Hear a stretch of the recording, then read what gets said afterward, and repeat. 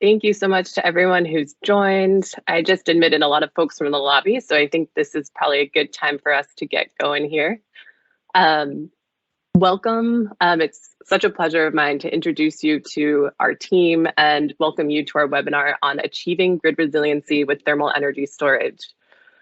We may have met at a recent conference like Naryuk or Mark, but for those who I haven't met yet, I'm your host, Liz Fitzpatrick. My role at Michaels Energy is the client engagement consultant.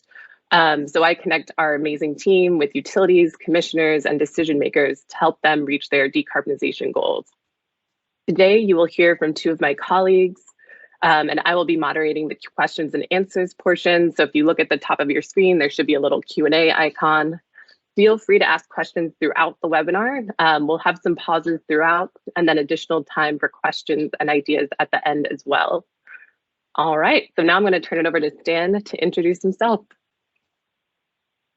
Hi, everybody. I'm Stan, and I am the Director of Thermal Energy Consulting for Michaels Energy. And when I talk about thermal energy storage, I'm referring to the big loads on the grid, specifically refrigeration, both medium temp and frozen, whether that be a grocery store or a cold storage warehouse, and there are many, many different applications.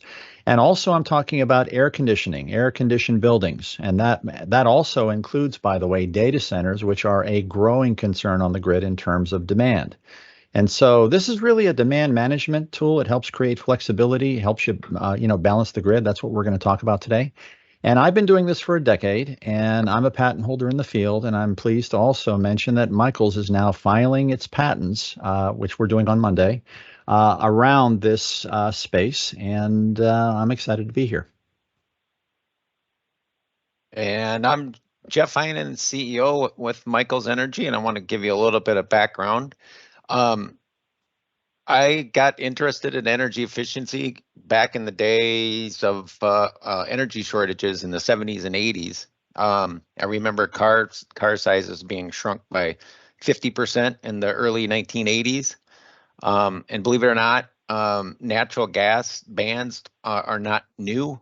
They date back to like 1979. Our old office building was 100% electric because we were going to run out of natural gas. And so things have obviously changed a lot over the years, over our time, and now my focus has a lot been on grid flexibility, load flexibility, I should say, and being able to have our electric loads follow supply of intermittent renewable energy, and that's what we're focusing on, and that's what the thermal energy storage and load flexibility is allowing us to do. So let's move forward, Liz, with the slide deck presentation, please.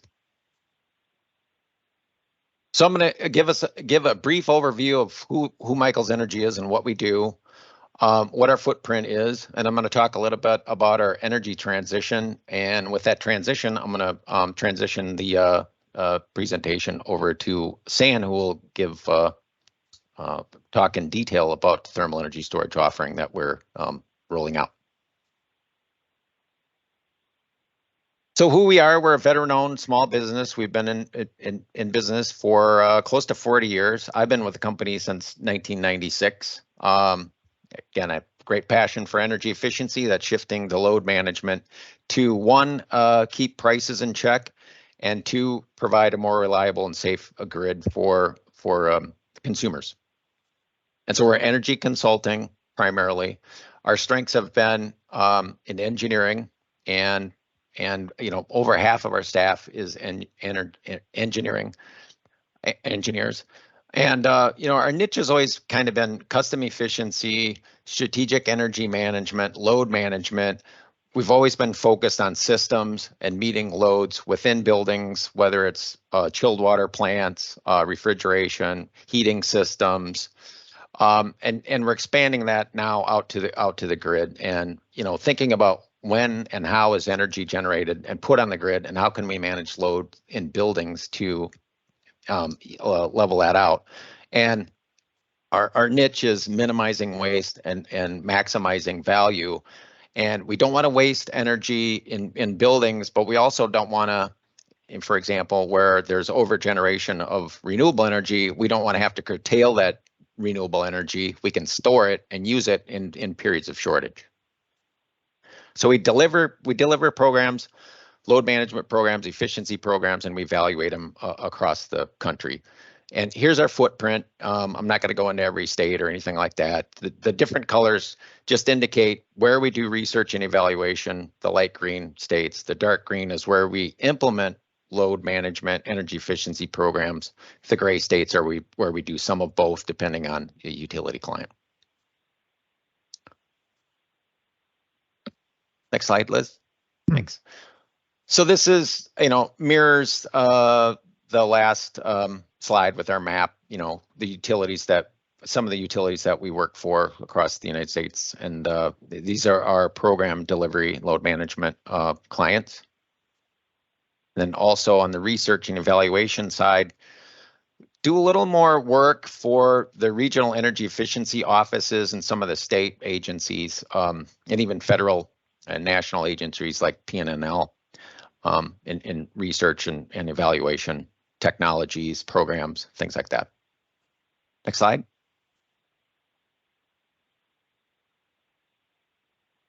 So now we get into, we transition over more of the subject, what we're talking about today. So the energy transition is having some challenges. I read about this, been reading about this for years and tracking what's going on. And it's been confirmed by conferences that have been to this summer. For example, Stan and I attended a microgrid conference in California, and the phrases we were hearing there is the transition isn't going as planned, prices are increasing, and reliability is becoming a challenge. And Liz mentioned the NARUC conference that she and I attended a few weeks ago, and as well as the MARC conference in Michigan last week. And the challenge that we're hearing from grid operators, commissioners, and stakeholders, again, is reliability,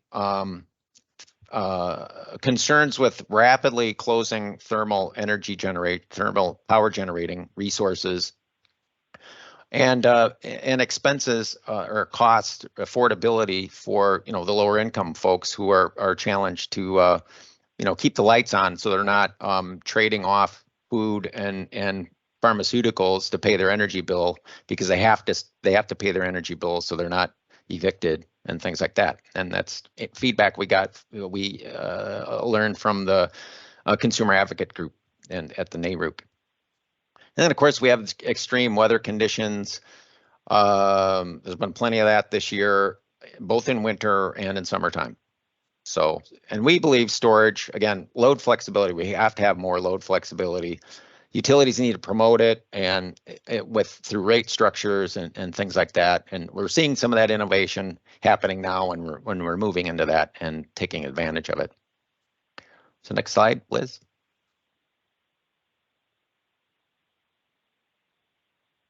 So here we're capturing some of the headlines. Everybody knows the heat wave that's happening in Arizona and Texas this year. And the way we look at this, as well as the affordability thing that I just mentioned, the threats that income challenge folks are having with affordability. But there's also grid reliability is a matter of life and death, literally. When the power goes out, people are going to die, whether it's cold weather or heat waves. And people end up in the emergency room, and it's a thing we're taking very seriously, and it's become our why we're doing what we're doing. So here I just wanted to talk briefly about peak load, and here we have the Texas load this summer. We've got 2022, 2023. The loads are increasing. We're hearing at the conferences again that manufacturing is coming back, adding to peak load. We've got population growth in Texas, for example, of about 4%, and then the weather. You add the weather on top of that, and you've got peak after peak, or new record after new record. So that's one thing, and it's definitely been grid reliability challenges in Texas this year, as Stan can attest to. He's had some outages at his home in Houston So while they kept the larger grid on, up and running, there's still outage challenges that are happening. Next slide. And then we have cases like in California last year where there's a very brief and sudden increase in demand that grid operators and utilities need to be ready for, and it's this is becoming a big challenge.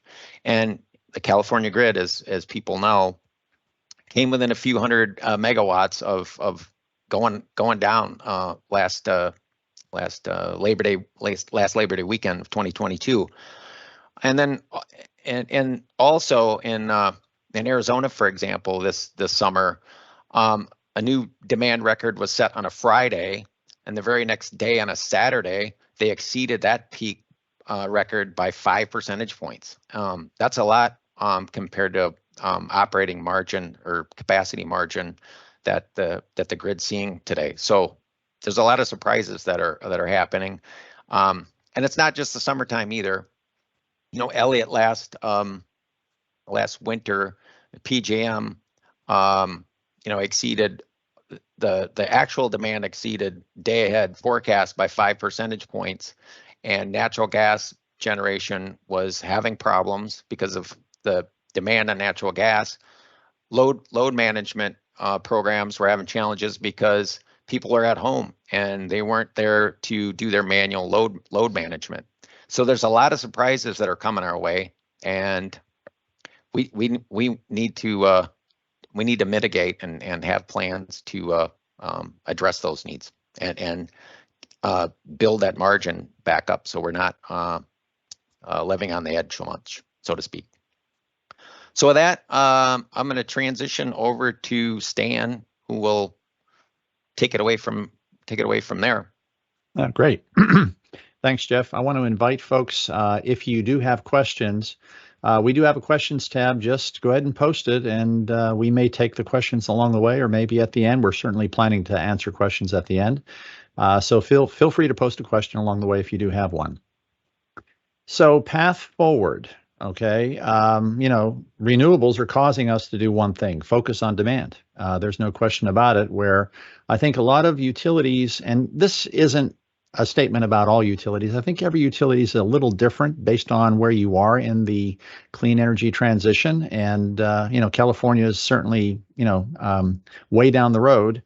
DER programs are going to be essential, okay, to help manage that demand. And like the Level 2 emergency response that happened last Labor Day weekend, that is what saved California from an outage.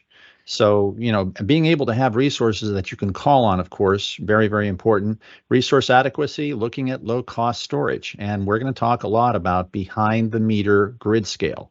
Now, I know that probably is a bit of an oxymoron for some people. It's like you think about grid scale, you think about front-of-the-meter technology.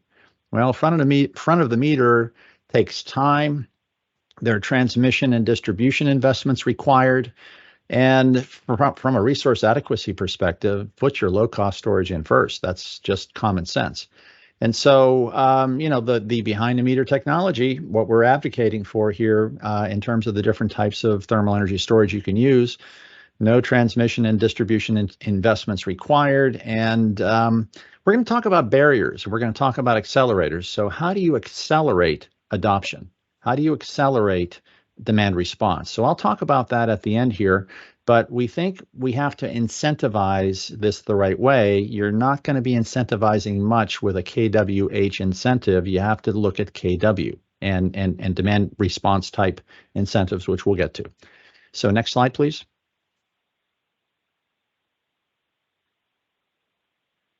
And so I'm going to talk a little bit about the distributed energy resources that are ready for deployment across the United States. And I want to tell you where the 68 gigawatts came from. Now, first, the United States as a whole is about 700 gigawatts. Okay, now I'm talking about two very narrow segments that add up to 68. Okay, and I'm paying attention when I'm making this presentation to the most energy intensive applications on the grid. Okay, one of them is refrigeration. Okay, so if you look at refrigeration, specifically the IARW. Now, that's an association of frozen warehouses in the 3PL space. That association alone is 44 gigawatts across the United States. It's huge because refrigeration is a big load. It is. Now, there are other types of refrigeration not included in that, like grocery distribution warehouses, grocery stores, restaurants, any other refrigerated business would add to that number. Now, the other 24 gigawatts is air conditioning, air-conditioned office buildings only, okay, which, by the way, these are chilled water air-conditioned buildings. Chilled water occupies about 21% of the as-built environment in the United States. So we're looking at just those two very focused segments occupy a large percentage of the demand in this country, okay? Looking at California as an example, okay, I do a lot of work in California. 17% of the demand in California is air-conditioned buildings. 18% is refrigeration.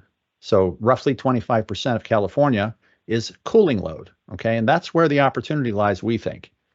Next slide, please.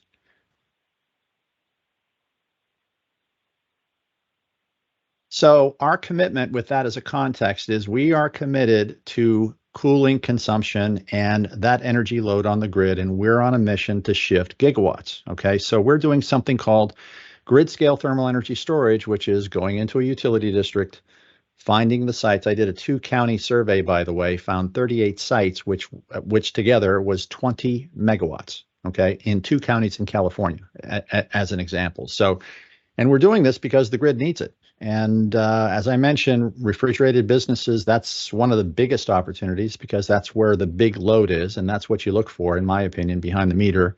And so the message that we're giving to the marketplace is we're here to transform buildings into batteries. That's what we're trying to do to benefit the grid.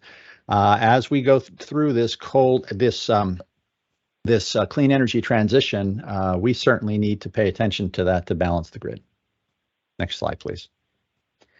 So I think everybody's familiar with this. This is the duck curve in California. This is an example of what happens with renewable penetration. And the right side of that duck curve, if you will. I mean, I went into CAISO the other day, and in less than an hour, I saw more than 10 gigawatts come online. Okay, that's huge. I mean, that is like amazing in terms of that amount of demand coming back online. And by the way, what isn't shown here is the overgeneration of solar in the middle of the day. Okay, so we have to keep that in mind as well. And the EIA has been saying, with PV, you can expect by 2030 that we're going to see the duck curve spread across the country. Okay, that's something that everybody is expecting. And I know that a lot of you are seeing it. Arizona is certainly seeing it. New Mexico is certainly seeing it. Texas is kind of seeing it, not fully there yet, but not everybody's into this game yet, but it is coming. Next slide, please. So when we talk about thermal energy storage, there are a lot of different applications, and I'm really focused on these because this is where the load is. One of the biggest loads, of course, refrigerated and frozen storage. Okay, also central plant or district chilled water plant. This is chilled water air conditioning. Okay, it's another huge load on the grid, and telecom's another load on the grid as well, and a growing load on the grid are data centers. There's one data center in particular that I'm hoping to get access to. It's 20 megawatts. Just one building, 20 megawatts. So big demand there, and that demand can be mitigated using storage like thermal energy storage. And so let's go to the next slide, Liz, please. Okay, so thermal energy storage using phase change materials. Let's just talk about this. So what we're talking about is a material that absorbs heat. Okay, and when you put it into a refrigeration operation, for example, it's usually mounted above the food. You turn off the refrigeration compressors for a period of time. It could be 8 hours, for example. And what you're doing is you're allowing that cold energy to fall. You have convection, and that cold energy falls, and it keeps the food safe, and you're able to turn off, your refrigeration assets for 6 hours, 8 hours, up to 12 hours. Now, at nighttime, you recharge, and you do it again the next day. So this is a 5-day, 6-day-a-week event where you can just do that as a permanent load shift in refrigeration. Air conditioning works the same way. Okay, so an air conditioned building, you have your peak period, let's just say 1 to 7, a 6-hour window. You can run the air conditioning in a building off of thermal energy storage. Okay, now the way it works, you have a square inch of thermal energy storage. It holds about 260 BTUs.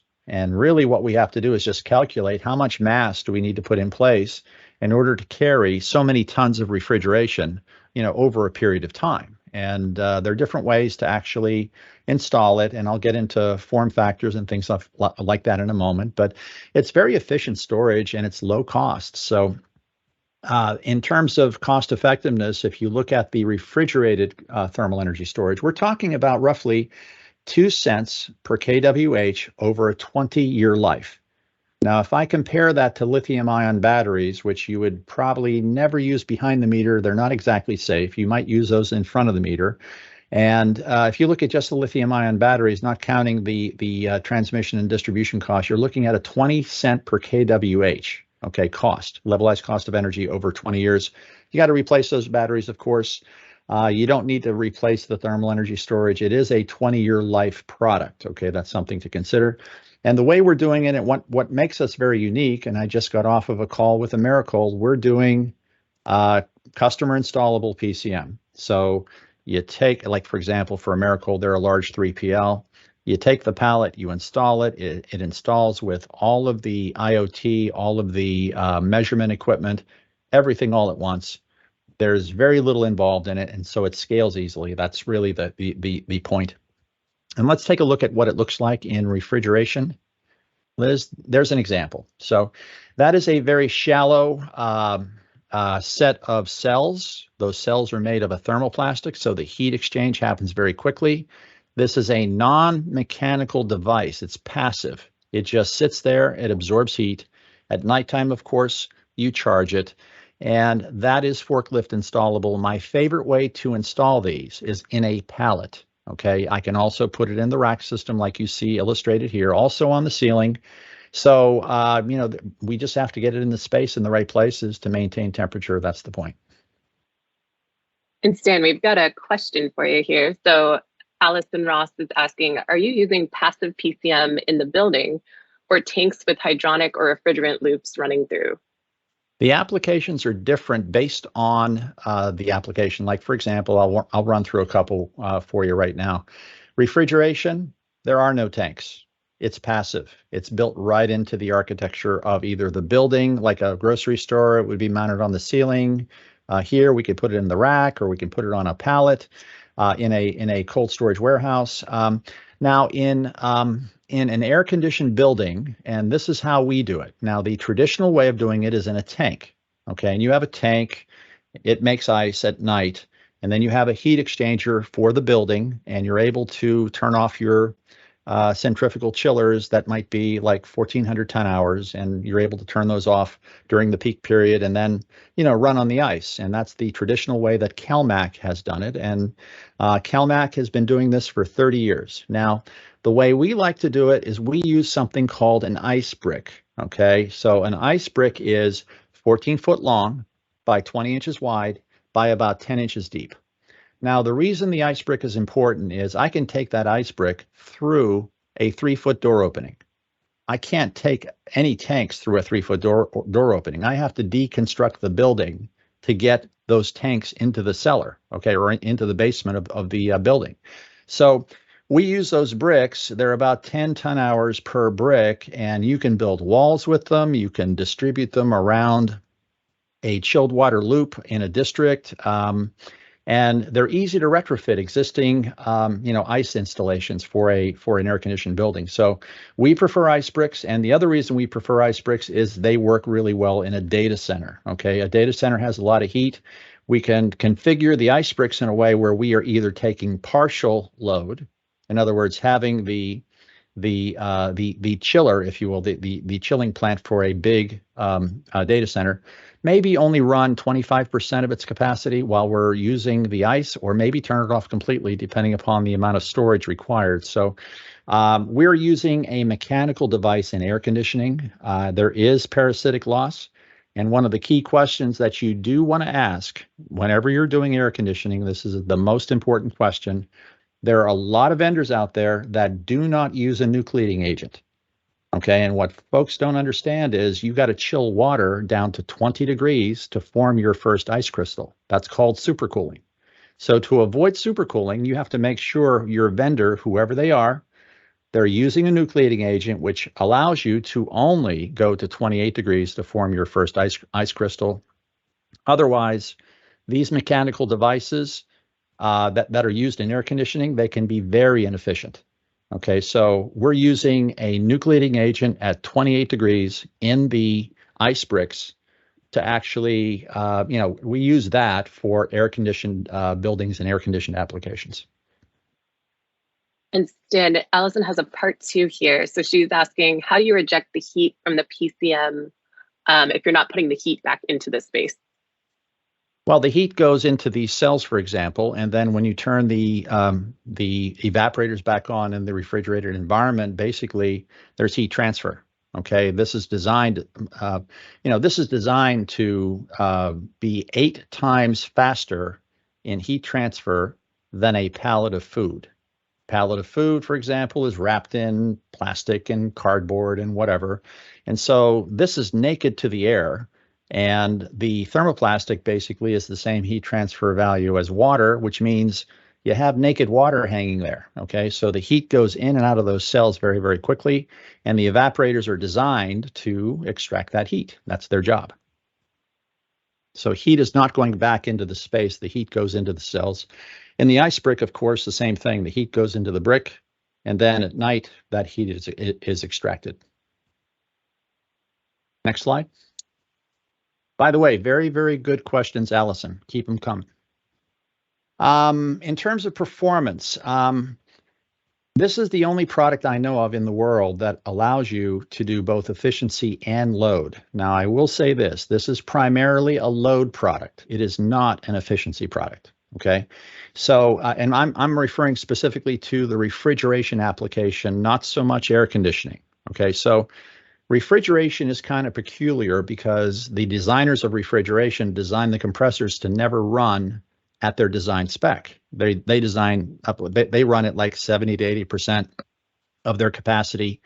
And so if we charge at night, and we charge refrigeration at night when we do an application like this, at nighttime, you have a drop of external ambient, usually around 10 degrees or so, maybe more. But for every 10-degree drop of external ambient, you're getting 4% efficiency out of your refrigeration system. And on top of that, if you're running your compressors at their design spec, which is what we do, we're running them at 98% of their capacity. What's happening there is you're getting more KW, more BTUs per KW, and so you're getting you're getting a lot more tons of refrigeration, basically. So that's the idea here, that it does efficiency too, on top of the load. But again, I don't want to confuse things. It is primarily a load management product. That's how we use it. Refrigeration can be idled up to 12 hours. And when you put this in a freezer or medium temp box, your temperatures are more stable just by the nature of having this in the room. Let's get to a case study. By the way, I want you to think about rules of thumb. Here's a rule of thumb for you. For every 150,000 square foot of refrigeration, that is a megawatt. So you look at a 50,000 square foot building. This is an actual facility. Okay, this is in California. 4 to 9 p.m. window is the peak period. We're taking out the entire peak period. Okay, and that's 350 kW for this one facility. And by the way, summertime rates in California, if you live there, I think you know what I'm talking about, $44 a kW. That's not inexpensive electricity. And this particular facility is Freon. It will tend to have a little efficiency play a little higher than ammonia. Ammonia is about 10%. This facility is about 14%. So again, we discharge the PCM during the most expensive period of the day, and during off-peak is when we're charging. So that's the idea. This is an example of an ice brick. I mentioned this earlier. This is your 14-foot long by 10 inches high by 20 inches wide brick. There are small PCM cells in there about this big. They're about 12 inches or so. And the thing I like about this is a big tank is making a big tank of ice. Okay, that requires a lot of energy.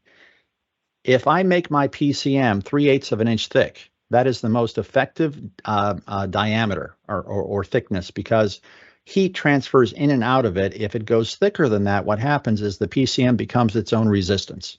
Okay, so this is optimally designed for charging.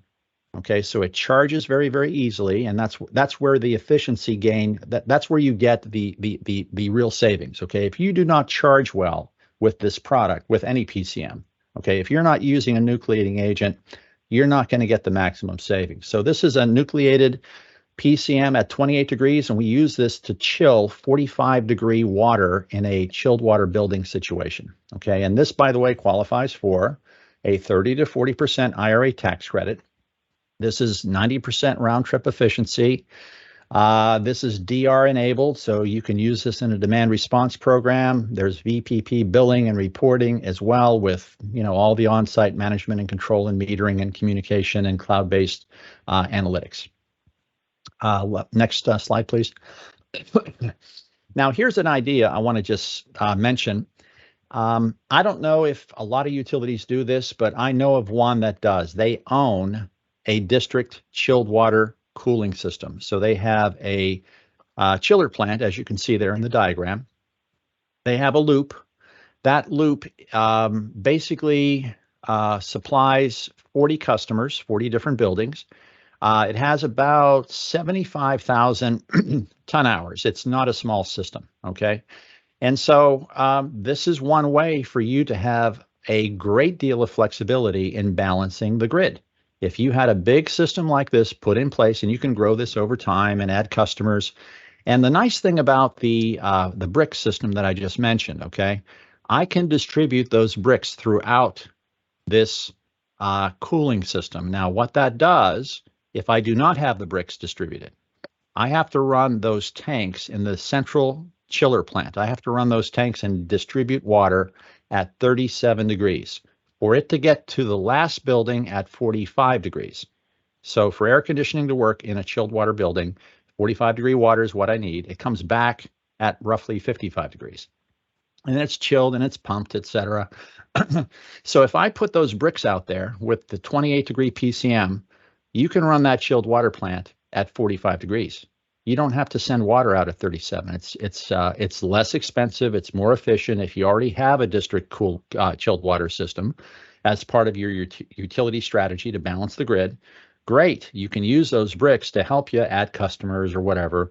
But the ideal thing here to consider in your utility district, do you own a system like this? You may want to consider that. This is something that is growing in terms of its usage in the United States. I read an article. This is expected to be a $53 billion market by 2031. And if you have any more questions about that, please make sure to post them. I'll give you a couple of other case studies. This is an example of a seafood manufacturer in California. Refrigeration cycle, we also tuned it because in this particular case, and it's really amazing. You walk into these facilities, they're not using their refrigeration wisely. There is one utility in the country, Orange and Rockland, they're considering a refrigeration measure so that the refrigeration that's already out there so that people can tune it and actually make it work well. Well, this manufacturer, when we walked in the door, 14 evaporators, each doing 6 defrosts a day. Now, a lot of you may not be refrigeration folks, but we cut that all the way back to 3 a day. 66% reduction in defrost runtime. Manufacturers are notorious for not running their refrigeration cycle well because they're experts in logistics. They're not refrigeration people. So, I think Orange and Rockland has the right idea. Having a refrigeration measure to tune refrigeration is going to save energy for sure. Adding thermal energy storage, we also can now shift load. I think that's the idea. Next slide, please. Stan, we've got another great question here. So Rich Lauman is asking, you mentioned demand response. Have utilities been receptive to giving DR credit for a thermal energy storage system? Yes, they have been. And let me tell you what we're talking about with one utility. Even though this is a permanent load shift product, they want to approach it as a DR project first because, number one, seafood manufacturers, for example, what do they say to a DR program when you want to turn them off for 5 hours? They're going to say no, okay, unless you give them the tool to enable them to participate. So number one, thermal energy storage allows them to participate in DR programs. And secondly, this utility, I think they're pretty smart. They're using DR as a way of getting started to lead eventually to permanent load shift. It's an enrollment strategy, and I think it works. And I would say this, DR is not the most effective use of this product, but if you are using that as an enrollment strategy, that makes a lot of sense. And eventually getting people into permanent load shift, I think that's where you want to eventually be.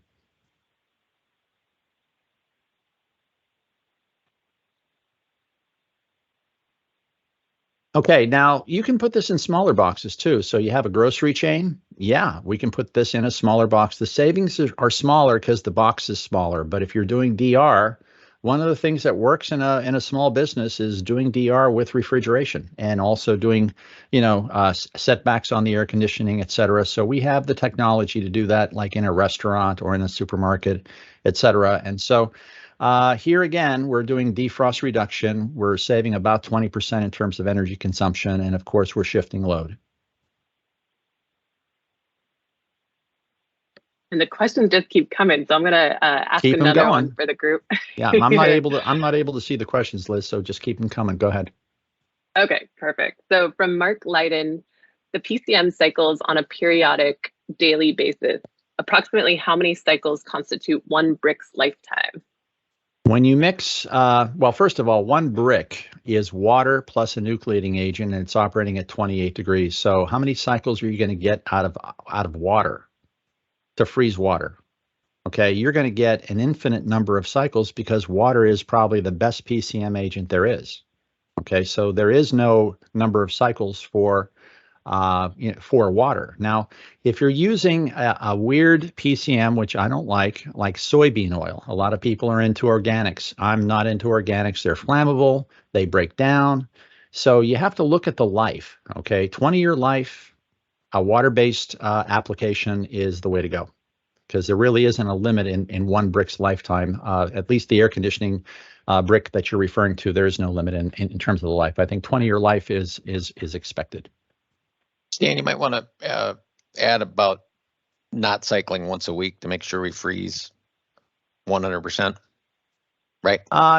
Cycle six times a week. We typically design this to save as much money as we can. In some situations, we can go 7 days a week. Other situations, 6. It depends upon the door openings and the stress that's being put on the facility in terms of the heat load.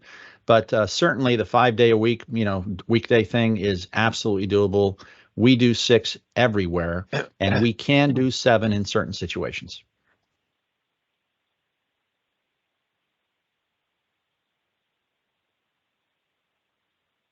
Okay, this is an example of a building with solar on it. And by the way, you might want to think about this. If you are over generating in the middle of the day, why can't you have a tariff that actually reflects that so that we can actually charge the PCM in the middle of the day? So in this situation, we're charging the PCM in the middle of the day, and then we're discharging it at night. And we're able to do a 12-hour hold at nighttime. Okay, so, and by the way, the situation here is very specific because what we're doing here is we're closing the doors. Employees are going home. There's no stress in terms of door openings and warm product coming in and out of this particular frozen application. And so, yeah, this is another way to use the product. And so I guess the message is this is flexible and tunable to whatever situation you're in. Okay, we can do a 4 to 9 p.m. window. We can do, the 12-hour hold at nighttime with the doors closed. It really makes a big difference too, by the way. I had a client, he had a PSPS call in California. They called him the day before and said, we're going to turn you off for 18 hours. And so having that in the building made a big difference because he never went above 0 degrees. So it helps when there are power outages or, when you have a PSPS emergency event. It certainly does help businesses, maintain the quality of their food. And barriers and accelerators. Let's talk about these. And I guess I just want to make it obvious. I think it is obvious to everybody that renewables are causing us to focus on kW, and I think it's important for us to shift the way we think. And so, the utilities that I see that are getting the traction for this product and others that shift load, they're paying an incentive on kW, not kWh. So I'm looking at $300 a kW in a lot of utilities, and in the Northeast, we have some paying as much as $900. Okay, so it depends upon your application, but certainly if you're trying to motivate innovation, okay, you got to pay and have a custom program or something around kW. And a lot of our models are still based on TRC calculations and using kWh to qualify things and so forth. And that's something that we really do need to rethink in some way, shape, or form. Now, the other barrier are commercial budgets. So, I just got off a call with Americold and I'm telling them, hey, this is a project of X dollars. Well, have they budgeted for it? Probably not. They might have a conversation like, well, when can we do this project? Let's see. It's not in our budget for next year. Oh, we'll do it in 2025. So one way to actually accelerate things is doing off-balance sheet financing, which turns the capital project into an expense. Okay, that's the way to think about it. And I do want to give a word of warning here because there are many, many predatory lenders out there that charge a ton of money for that type of program. There are a number of other people that are in the 6-7% range. There is one utility, and I will mention their name, Xcel Energy. They have come out with an off-balance sheet financing program that turns a capital expense into a OpEx expense. And they're the only utility in the country right now with that. This is not on balance. This is not on bill financing. Okay, this is different. This is off balance sheet. And that's an innovation, folks. That's something that we need to see these products and others, not just thermal energy storage, accelerate and get adopted so that they can do that project now instead of in 2025. Capacity payments, okay? Are you basing your capacity payments on your costs? I'm looking at a California CCA. They're going to pay me $9 a kW. That's it. And what does that do in terms of, an RA type asset? You're not going to get the kind of innovation that you need.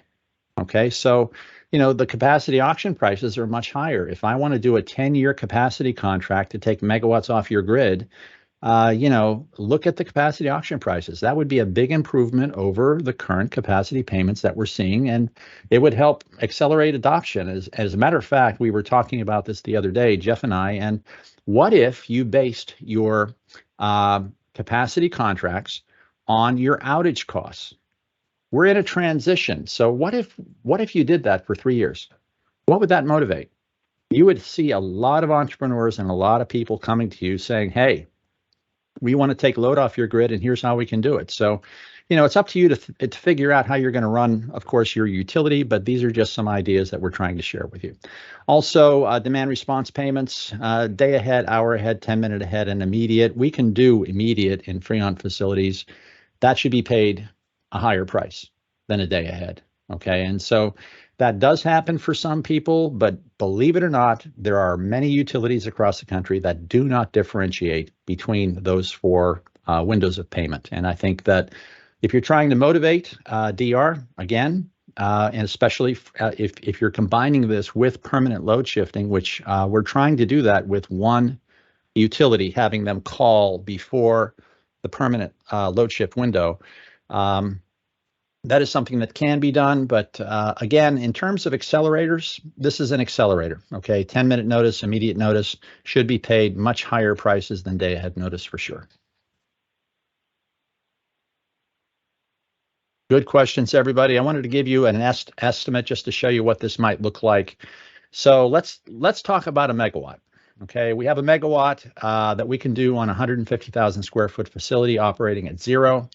you have a 30% tax credit from the government, or the client would. Okay, that's roughly $400,000. Of course, if they're capitalizing this, which if we're doing as a service, this wouldn't be the case, but if they're capitalizing it, they get a capital deduction of roughly $289,000. There should be a custom program, and this is actually in an Arizona situation here. Custom program pays $300 per kW. Okay. And we typically, when we estimate kW savings, we're taking 80% of it to be conservative. Okay. So they're getting about $1 million in credits. And then the project costs 1.3 million and change. And so net cost, roughly speaking, here is $400,000. That's a 2.7-year payback. That's a 10-year IRR of 23%. And best of all, this is a 1.72 metric tons per day of CO2. Okay, so if you want to really look at GHG savings, we're talking about a 150,000 square foot facility saving almost 2 metric tons a day. Okay, that's a big bite in terms of CO2. And by the way, this is equivalent to having 157 EV chargers in service at the same time. Okay, you just have to look at the problems that EV chargers are going to be creating on the grid. It's going to create more load. Anyway, next slide, Liz.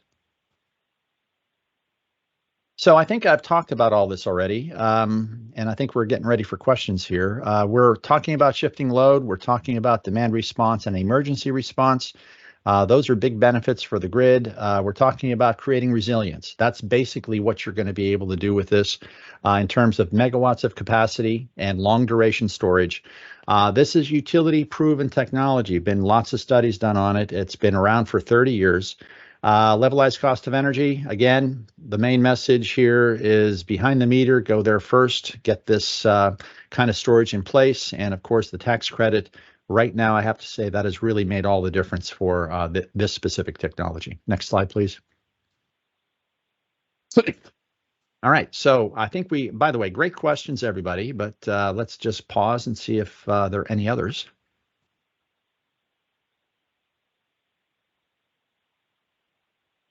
So if anyone else has any additional questions, I'm seeing some come through. Great, post those in the Q&A and I'll read those out for everyone. All right, so we've got a question from Michael Barnett, sorry about that. Seems to me that unlocking potential of flexible load control thermal storage is a policy tariff design problem and less of a technological challenge. Looking at Wisconsin, we continue to see energy efficiency and demand response as the lowest cost resources in PSC docket modeling for utility generator applications. But we keep meeting capacity requirements by building more generators and batteries.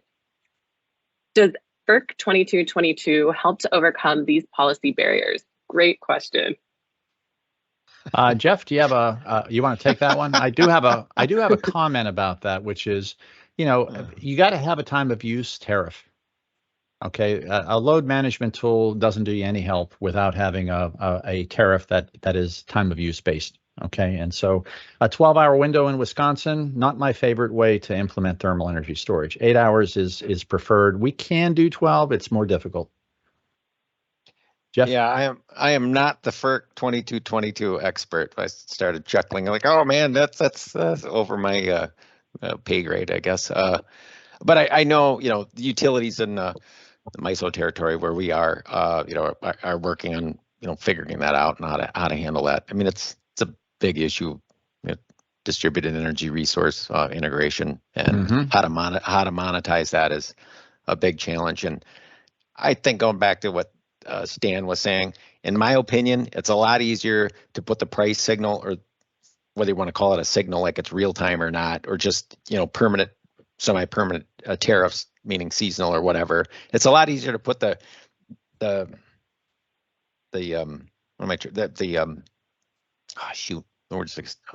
certainty of what the savings are by just building it into the rates and incentivizing load shifting with rate design. To me, yeah. Then you don't have then you don't have to measure what happened and what would have happened and stuff like that. You just put the pricing, make the pricing signal do the work. That's right. That's my opinion. And if you want to motivate permanent load shifting, have a 6-hour or 8-hour window with a much higher price per kW. Clients are going to be more motivated than a lower price over 12 hours. That's another way to think about it. Yeah, even at 20 kW or $20 a kW, customers are asking us for how do we manage our load to reduce our demand charge. That's right. That's right. Other so we've questions? got another question from Rich Lauman. You touched on thermal energy storage as a service. Do you envision utilities or third parties providing the as a service? I think that is the best way. And take a look at Xcel Energy's Empower program. Okay. And that's the first in the country that I've seen. It's a regulated as a service program by utilities. Making that available to your clients, I mean, it gets past that commercial budget problem. And they can, if you're looking to get relief on the grid now, you have to have a way to support clients in doing that. And that's, in my opinion, one of the levers to use.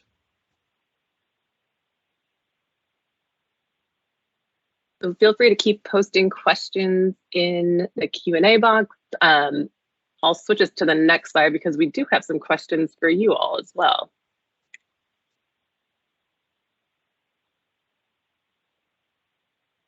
So, think about when you started in this meeting, 50 minutes ago or so, and think about where you are right now and what you've gotten out of this conversation. What's different for you?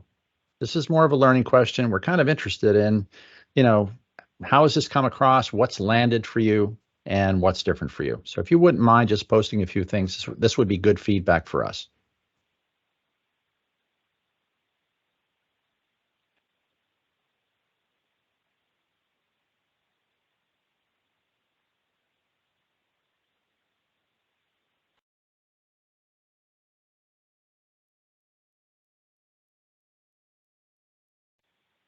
All right, so we've got, it looks like a question from Michael Barnett. Are there any thermal storage applications for heating applications on the horizon? There is research being done right now with heat pumps, and there are lots of ways to use heat rejection from different types of equipment. Like, for example, I know of a grocery chain, they're using ammonia refrigeration. They're using the heat from the compressors to heat the store. Okay, so there's all sorts of ways to use heat and so on and so forth. There's also a way that's being experimented with now using thermal energy storage with heat pumps. Okay, that is being looked at right now. There are a couple of research projects happening. It's not that difficult to do. And so, yeah, you can formulate a PCM at whatever temperature you want. I can formulate a PCM for you at 100 degrees Fahrenheit that would store energy. So, that can be done. Absolutely. So and as far as storage goes for thermal for heating, I think a technology that's been overlooked that was going gangbusters in early to middle of my career was ground source heat pumps. And I think they've been overlooked. I mean, if you want thermal energy storage, it's the earth. I think that's, I don't know why, but that's been totally overlooked in this transition discussion. Yeah, I think that's a good point. Excellent point. We've got a couple more good questions. So this one's coming from Dave Highland. As an experienced DR and load shifting guy, this is excellent. Thank you, Dave. What are you doing to promote TOU rates at utilities? Well, I can say going to conferences where commissioners are at for one, but go ahead, Stan. I would say this: when we go in and do a project, we are evaluating tariffs. And so at the recent meeting I was just at, I was recommending a different tariff because the one they have, they could do better with, like, for example, it's an 8-hour window versus a 12-hour window. The kWh is a little lower. So, and we also very often look at different types of tariffs. Like, for example, there are certain companies out there that do generation, and so you might be better off with a T&D type tariff combined with a generation tariff. There are all sorts of ways to actually support the client in getting the best rates that support a load shift. Okay, so there are all sorts of things you can do, but I think utilities need to also think about that in terms of, I'm waiting for the utility to be innovative to say, hey, we have all this generation in the middle of the day, so you know what? our price per kW in the middle of the day is 0. Okay, that would be awesome. We're going to charge during the middle of the day and discharge at night, and you can, have your peak period be wherever you want to have it, 4 to 9 p.m., for example. So, there are innovative things that can be done with KOU rates if you are planning around a load shift. And I'll just add, if you look at wind generation, wind generates more energy at night. So let's charge thermal storage at night with that cheap electricity and discharge it during the day. That's right. So we've got another question here from Allison. Do you have any pilot testing data available? Can you go back? Well, it's not a pilot. It's actually a commercial implementation. I got a bunch of data. Can you go back to that demand slide, the demand profile back? So that's real data, what you're about to see or what we saw just a moment ago. I got a bunch of these for facilities, and it depends upon, what is their holding temperature? Is it 0? Is it -15? Is it, whatever it is? And so I'm sorry. There it is. Yeah, that's typical. I mean, you're going to get an 80% load shift of the facility that is doing refrigeration. And I think that, this will be different for a grocery store, and it's going to be different for a distribution center. And, I think that we have data to support this. There are lots of case studies. There are utility case studies out there as well. And so, yeah, if you, have a need to learn more, certainly reach out to Liz. We can help you with that. Great. I don't see any other questions in the chat, so I think this is a good time for us to wrap up here. But this question or this conversation doesn't end today. Obviously, we're here for you. Here's how you get in touch with us. I'll be shooting everyone who participated in this in an email with our PDF of the slide deck. You'll have the recording available as well, but we're here to be your consultants and work with you to help you reach your goals. So we really appreciate everyone here joining us and participating in the discussion today, and we definitely want to continue that with you all. Yeah, thank you for listening, everybody. Any other further questions, please reach out. Thank you. Thank you so much, everyone. Have a great rest of your day. Bye.